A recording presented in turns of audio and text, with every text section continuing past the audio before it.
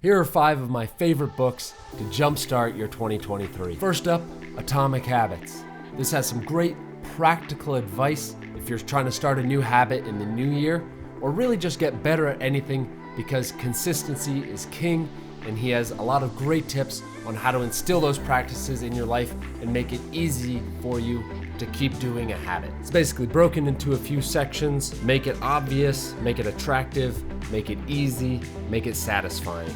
And these are the way that you're gonna build attractive habits. He really goes into depth on how to do all of these 4 things, which he says are the key to retaining a successful habit. Book number 2, The Artist's Way by Julia Cameron. Shayna Carroll, director of The 7 Fingers, would make us do some of her exercises in every creation that we did with her. The first of which you can start today, is called morning pages. And what this is you write 3 pages right out of bed or even in bed to just empty your mind. It's really just flow state, writing whatever comes into your head and not judging yourself, just dumping it out, seeing what comes out so that you can enter the room and enter your creative practice fresh that day. And she has a bunch of other exercises like this, but if you take one thing away from this video, that's the practice to start from this book. If you're liking this list so far, make sure to leave a comment below about a book that's motivating you or has motivated you in the past so that other people can get some more value out of this video.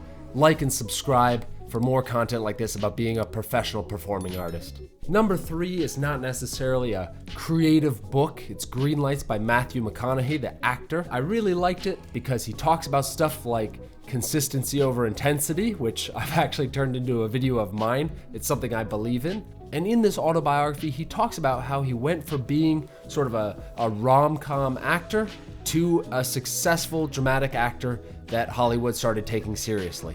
And I think that transformation was really interesting and inspiring, and he writes in kind of a creative, wacky style that I think you'll find cool. It's a very quick read.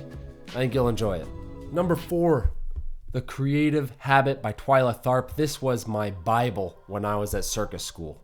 She believes that creativity is a muscle you can work. It's not some sort of voodoo magic. And while she talks about her life and her career, she also gives you a whole bunch of tools and terminology that you can use in your creative practice. Stuff like finding the spine of your piece that you can build on from there, and whenever you're lost, you can come back to that spine, that core of the piece. And she gives a lot of great things that can really help you when you're making something new and just trying to figure out where to go and how to keep making new consistent work.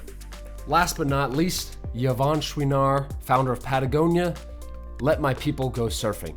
This isn't necessarily a creative book, but if you are thinking about making a business or you want to make something bigger than yourself that's going to last, this is the book to read.